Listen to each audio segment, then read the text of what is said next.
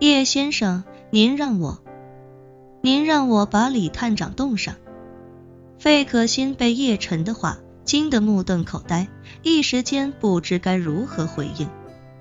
叶晨倒是一脸理所当然地说道，你们飞桨不是就有冰冻中心吗？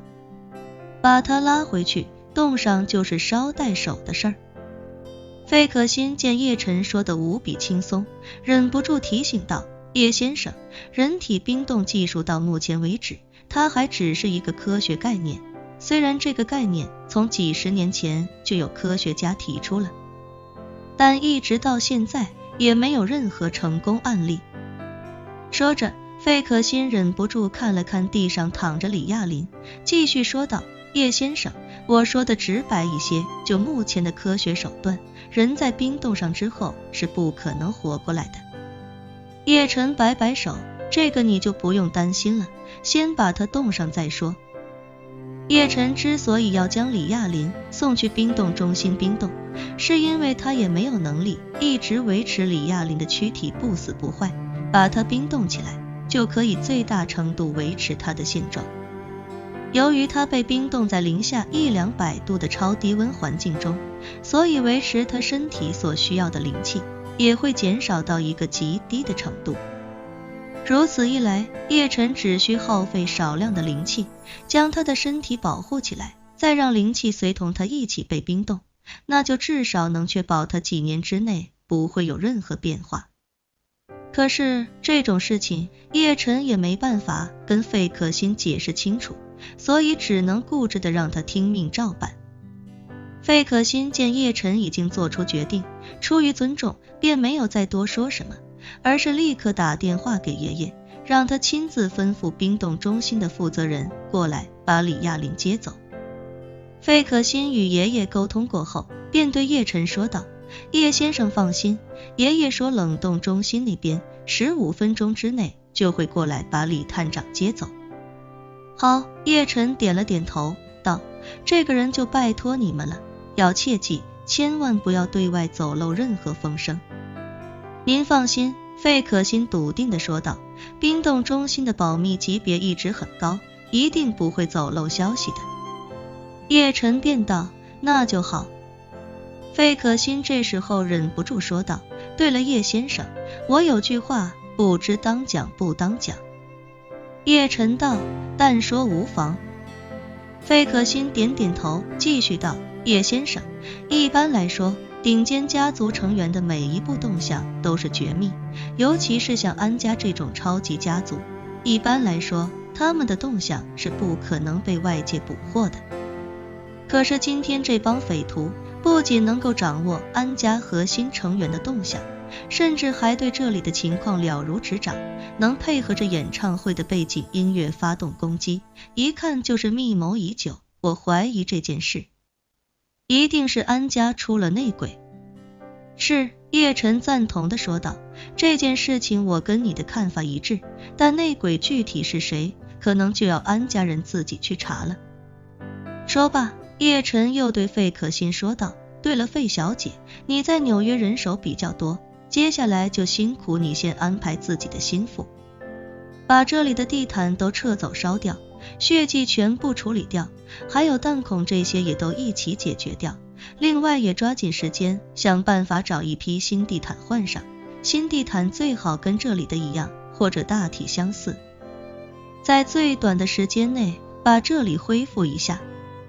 费可欣不假思索地说道，叶先生放心，我这就安排。叶晨点点头，又对万破军说道，破军，活着的那个匪徒一定给我看好，千万不能让他自杀，更不能让人把他弄走，稍晚一些我会亲自过去审他。万破军脱口道，好的，叶先生，属下会亲自看守，绝不会出任何意外。好，叶晨点了点头，说道，你先去别墅等我，我夜里过去。万破军抱拳道，好的，叶先生，那属下就先告退了。万破军走后，费可欣也立刻吩咐自己的手下，迅速准备好大量的工具，准备进场善后。按照费可欣的要求，他的手下先是将所有的地毯全部拆除，然后将地毯装入密封袋中打包带走焚烧处理。而在这些手下清理地毯的时候，另一波手下便已经紧急送来了一批照明设备、建筑材料、清洁用品与水泵。随后，几个精通电路的人开始负责更换照明用的射灯，更多的人则立刻用装修使用的挡水条和发泡胶，将整条走廊都围成了一个10公分左右高度、密不透水的水池。然后用消防配备的高压水枪配合强力清洁剂，卖力地清洗着过道的血迹，被冲刷出来的血水则直接通过水泵抽进卫生间的排水道。很快，走廊的灯光完全恢复，而随着水池里血水浓度肉眼可见的越来越淡，走廊的血腥味道也很快消散了90%。与此同时，另一拨人也在默默处理着墙面残留的弹孔。他们将弹头一枚一枚地抠出来之后，又将损毁的墙体用速干腻子抹平。由于 VIP 区走廊的墙纸和包厢室内所用的墙纸是一样的，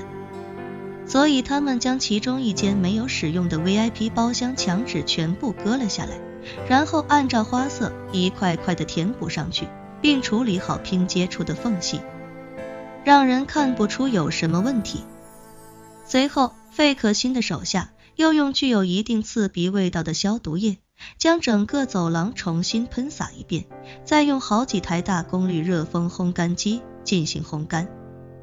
由于大家分工明确，配合默契，所以仅用了不到半小时就做完了这一切。而这个时候，费可欣的另一波手下开着一辆货运车赶来。早在第一批人开始清理地毯的时候，他们就已经紧急从费家自营的装饰城里调配全新的地毯。这些地毯与换掉的地毯虽然不是同品牌的，但颜色和质地也已经可以做到80%相似。随着货运车过来的还有一些什么都不知道的工人，他们来到这里的时候已经完全看不出这里刚刚发生过一起惨烈的枪杀案，更看不出这里刚刚死了将近30个人。他们只知道自己的主管给了他们5倍的时薪，让他们用最快的速度把这里铺满地毯。于是大家齐心协力，用最快的时间把整个 VIP 区域全都用全新的地毯铺好。等这些工人撤走的时候，整个走廊已经完全看不出发生过激战的痕迹。空气中除了淡淡的消毒水味道以及崭新地毯自带的味道之外，也几乎闻不到任何血腥气息。这个时候，费可欣留在下面的手下会报道，董事长有一个姓陈的女人非要上去，说她是这里的负责人，还质问我的身份，威胁我要报警。我已经把她控制住了，接下来怎么处理？费可欣惊讶不已，连忙将情况汇报给了叶晨。叶晨听完便猜出应该是陈多多，于是开口道，让人带他上来吧，看好他，不要让他跟外界联系。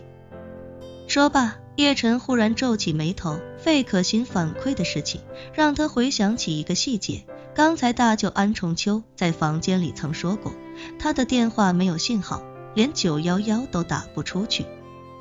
可为什么自己的手机却没有受到任何影响？莫非屏蔽信号的设备就安装在他们的包厢内？如果是这样，那很可能是顾秋怡的团队里也出现了内鬼。